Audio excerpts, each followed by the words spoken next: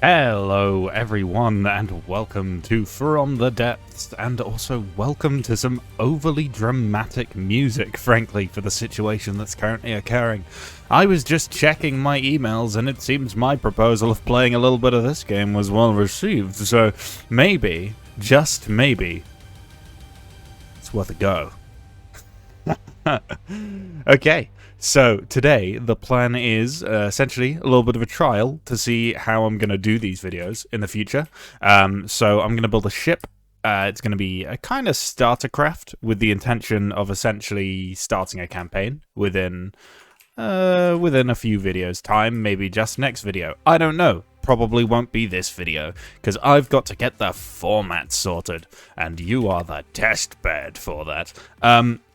But yeah, long story short, today we're going to be designing a little destroyer-style thing, and not the modern bastardized missile cruiser version of a destroyer, but instead the World War II definition of a destroyer, because they were more fun, weren't they? They were sillier, they were more dangerous, they were infinitely worse in every single way, but they served their purpose very well. And so everyone built bloody hundreds of them, and today we're going to build approximately one. So we will see how it goes, and the next part of this video is a bit of a mystery to me, so I cannot tell you what you're going to be seeing for the next 10 minutes, but whatever it is, I do hope you enjoy it. Okay, so in order to get us started off, what I'm going to do is I'm going to lay out the dimensions of the vehicle that I want to create. So the thing I want to replicate here, and I'm not going to tell you what it is, see if you can guess it. You probably won't be able to by the end, but that's fine. Is I'm going to get the real life length, and I'm going to divide it by 4 so that I get it into metal beam. So I need 24 and a half of these things. So that's 24 4 blocks and a 2 block. So here we go to place 24 beams. 1, 2, 24. There we go. Okay, so this is our length, and if I press V, this should tell us, yeah, 98. So that's exactly what we want. And then the width that we're also going to want, oopsie, that's not what I meant to do, is 9.8 meters. So that's essentially that. Maybe, just maybe, we're going to cheat a little bit. We're going to have it 11 wide. And it would be close to have it 9 wide, but for the purposes of fitting things on this vessel, I think it is in our best interest to make it just a little bit wider. And eventually we may have to change this hull over to alloy, but we'll see how we do with metal and just making it float with air pumps. Okay, so here is a rough outline of what I want to do. Now the job is to flesh out this hull and give it a little bit of life. So hopefully next time you see this, I'll have something resembling a ship's hull. Hey, post-edit Will here. If you're particularly photosensitive and could suffer a seizure from flashing imagery, the next section will contain very fast footage. So, if you are, please skip ahead to the timestamp that is currently on screen. You've been warned.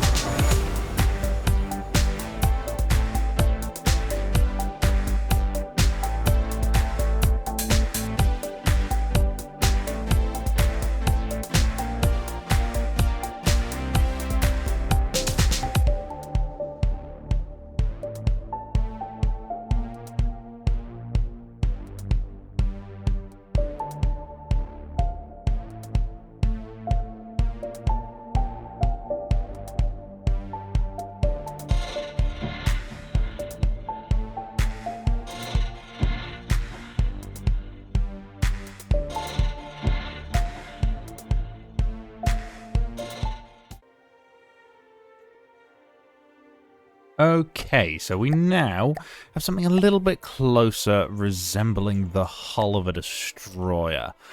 Maybe a little bit on the crude side, but you know, I'm not an artist, so it's the best I can do. What we're gonna do now is attempt to detail this up, build a little bit of a superstructure, put the deck in, and portion off the underside into compartments. Get this thing floating. So, ooh, I probably shouldn't do that. That's going to fall. I'll be right back. I bet you thought I'd left you alone after the last time-lapse as well. No, here I am, time-lapse Will. Yes, they're happening in this series as well, apparently. I didn't really know when I set off if I was even going to do these. They're a little bit painful to watch, to be honest, with the speed of the footage. So let me know if it's even worth keeping them in. I'm on the fence about it, basically. And different music this time. I thought it was more fitting for the game, but, you know, let me know. The KSP music, it will be dearly missed. Not that it's going anywhere for Sprocket anytime soon. But yeah, here's essentially a large bulk of the design work. It's where I kind of put the funnels on and the superstructure and, you know, design the deck. A lot of the detailing that goes into shaping the craft will appear in this time lapse, and here's a little bit of me playing around with mimics. I don't do this too often. I'm not the best at it, so I limit it to small portions of builds. Basically, I don't want to overdo myself. And then I also play around with some railings. I try and get some positions for the guns made up as well. I dig some holes in the deck for the guns to go in eventually. And this is roughly how the finished thing will look on top. Obviously, there's a lot of work still to do on the interior, which I also do in this time lapse. I got a lot of work done here. And I know it may seem a bit weird, maybe, if you're not familiar with my content, if you perhaps are here for From the Depths rather than coming from my other videos. A lot of From the Depths YouTubers I know I've seen will talk you through the build process. I find it very difficult to talk and build at the same time, so I prefer to do these like post-mortems of builds. But once again, let me know if it works, essentially, and I can work on it. You know, things can be changed, things can be adjusted to fit better with the game. So yeah, I think it's going out all right so far, and I was pretty happy with this boat as well, to be entirely honest. It looks very nice, and I hope you enjoy it as well. You can just see me here replacing a bunch of the metal. Well, you can kind of see me here replacing a bunch of metal on the interior with lightweight metal alloy, just to save on weight just a little bit so it's not so low in the water. And the music stops, so that's my cue to leave. Goodbye. Okay, with only slightly cursed undertones and looking a little bit trash, I have built a hull. It's not the most beautiful thing in the world. It definitely needs some work, and the flotation may need some, should we say, drive assistance, but we are getting there. It is now my job to go around and put some guns on this bad boy, as well as some resource storage. So, without any further ado, let me give that a seeing to. Pew! Pew! Pew! Pew! Yep. They work. Alright, we have guns, and we have torpedoes. Very cool.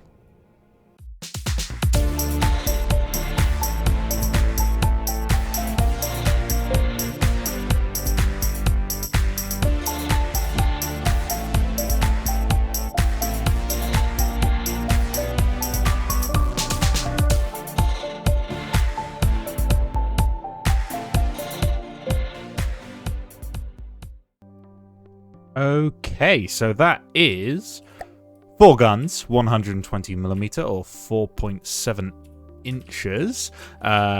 some detection systems, some armor, trademark, not a lot, a profile in the water, perhaps I should have built this thing entirely out of alloy, and honestly, not the world's best look at the moment, but that can be resolved because I can go in here and I can put a camo on it, and if I go camo 1, and then also for metal, now it looks slightly better. I also can make it so that it's not on the bottom of the boat.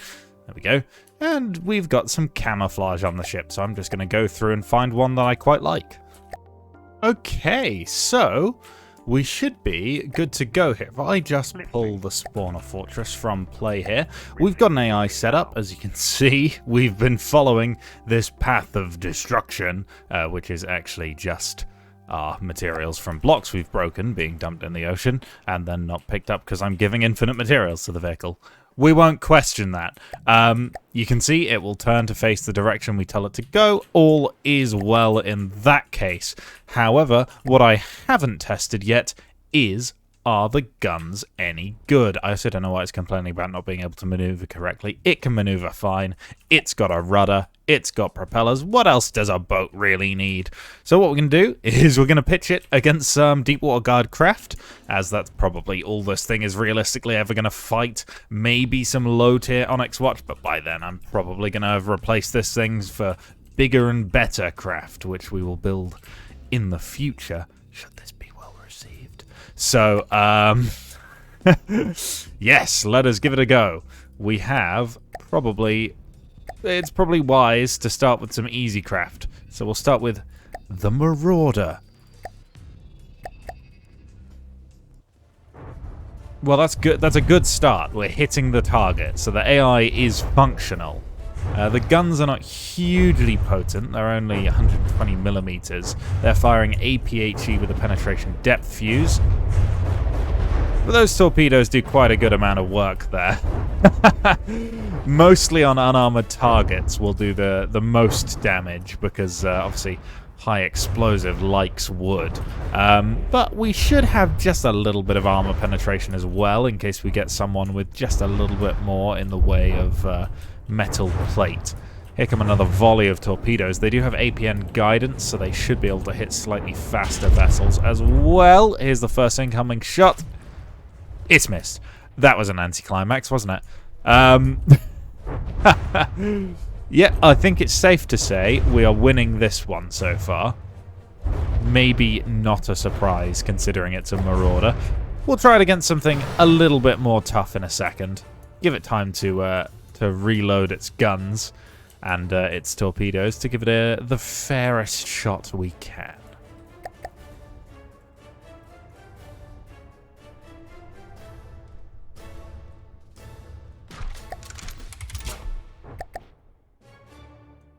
Okay, we're going to increase the difficulty from easy to medium, and one of my favorites to check against is the Kalmar. So let's see how we do against a ship a little bit bigger and a little bit stronger. I would not be too surprised if we take quite a significant amount of damage here. The Kalmar is a ramming ship, and yep, they've hooked onto us, I think. Oh, no, they've missed. They probably will at some point, and at that point, danger ensues. But for now, we seem to be doing alright. Yep, those little 4.7-inch guns, they're doing a fair bit of work. We are taking some hits from the enemy missiles, but it's only superficial damage so far. Yep, it's all looking good at the moment. There goes one of their side cannons, I think. We can take out that missile turret. That'd stop them from being able to grab us, but it's not looking... Ooh, there we go. Yep, it's gone. Okay. Oh, and the Kalmar's gone. Awesome. Okay, it's actually dealt with the Kalmar. Not entirely anticipated to take 0 damage. I expected to win, but I didn't expect us to be completely unscathed.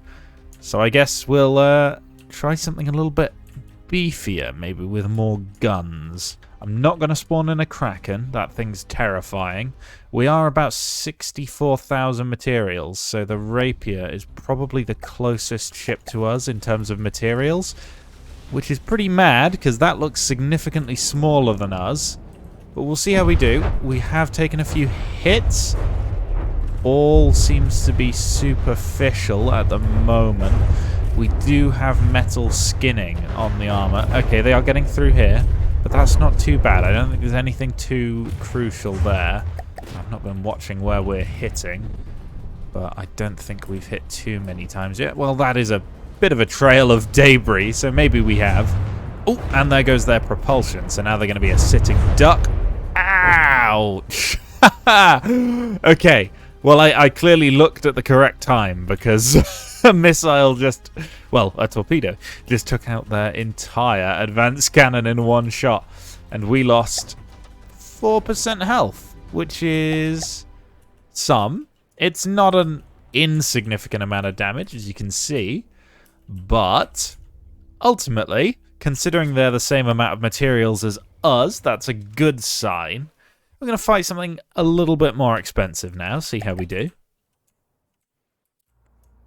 Okay, the Pandem Drum, or however you pronounce it. Surely, we're going to lose to this thing.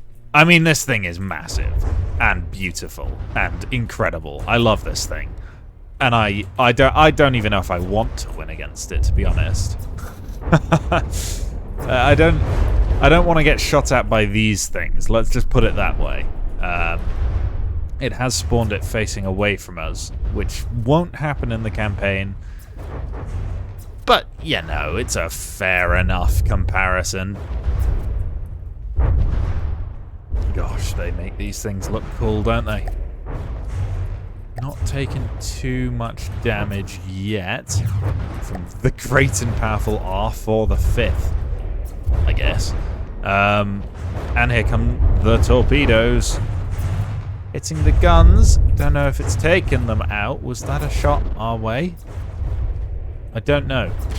Ooh, that definitely is. And the missed. Loser. Ooh. Maybe I spoke too soon. Ooh. Okay, there goes one of the torpedo turrets, but we do still have all 4 guns and 3 of our torpedo launchers, of which we have 6. So that's not too bad. It's not too bad.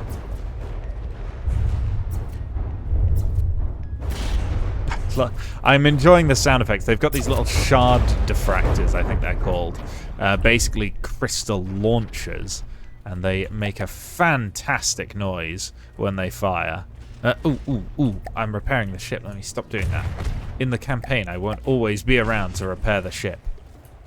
Which, inevitably, I know is going to age about as well as schools telling you you'll never have a calculator with you. So, I probably will always be there to repair. But for the sake of testing, we'll stop repairing. But I don't think it's going to make the difference here, unless they get a particularly fantastic shot. But I think they only have 1 remaining cram cannon able to fire. If it even is. Yeah, definitely is. Definitely is able to fire. Oh, that was close. They nearly got it. Ow, and I missed it disintegrating. Oh, what a disaster. Okay. Good job. Good job. We're going to put it through one more test. This time a test I don't think it's going to be capable of winning.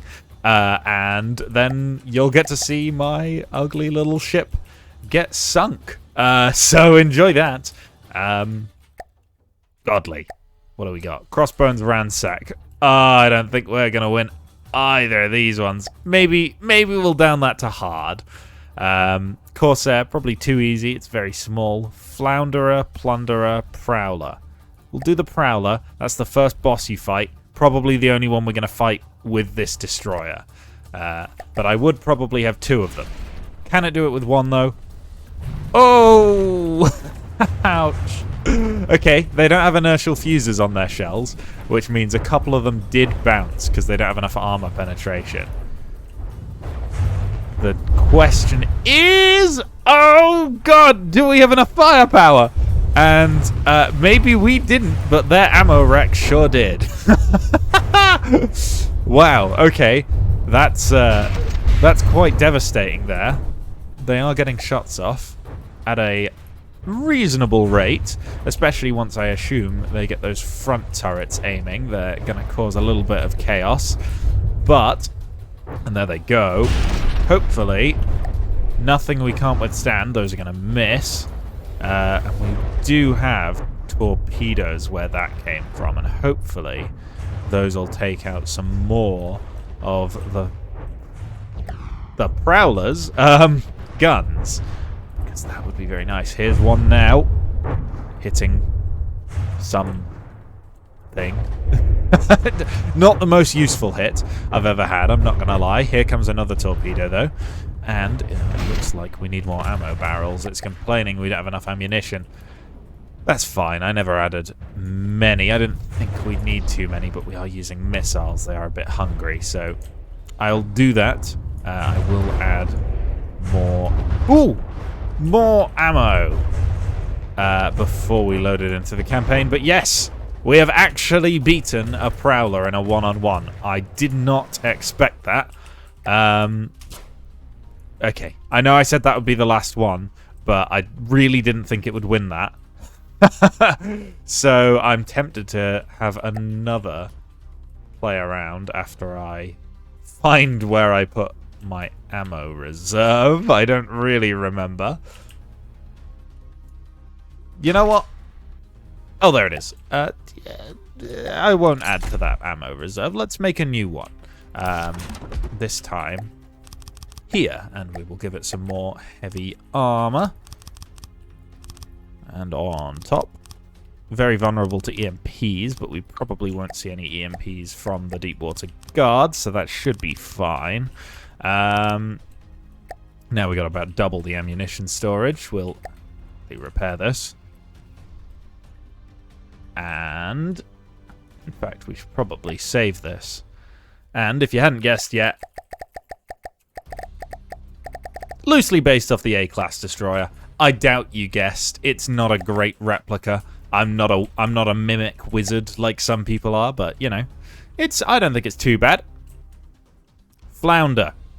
Here we go. How is this thing gonna fare against our destroyer? Oh, that was a close one. I don't think they hit. I think they've hit. I'm going to go as far as to say they've hit there. How are we looking? Okay, we still have some detection systems. Not a huge amount, and that's a lot of midships damage. So we can still aim, which is always useful. Those are going to cause a lot of chaos. Oh, boy. Those are some big torpedoes they've got. And, yep. Oh, God. Oh, God. Oh, it's horrible. Oh, the humanity. Oh, the humanity. Yep. Yep, okay. Yeah, okay. Maybe at some point we'll retrofit this with some anti-missile defenses. But for now, we'll watch our creation sink to the bottom. As I think this is a done deal here. Oh, nice. Yeah. That's not looking too hot right now. I think we do ironically have two functional... Oh, no. No. One functional gun still. But it's not loading. So... Yeah, I think we've lost our ammo customizer. Not the ammo rack, ironically. That seems to be fine. Probably because we put heavy armor all around it. But the ammo customizer is gone, so we can't load the guns. It's very interesting that they're not... Oh yeah, there we go. There's a missile shot. I was wondering where the missiles were. Come on, lads. Step your game up. Well, okay, I say that. They've immediately detonated some ammunition on board my hulk of a ship that's barely floating. Come on, lads. You can do it. Here it comes. Now, if I was in the campaign, I think this thing would have already died. I think it's a fairly safe bet, I think, to say that this thing can't defeat a Flounder. So, you know, that's fine. The Flounder is, after all, about more than double its resources, so that's fine. We'll give it a repair, though, so that we can get a nice shot of the craft one last time before I say goodbye for this episode.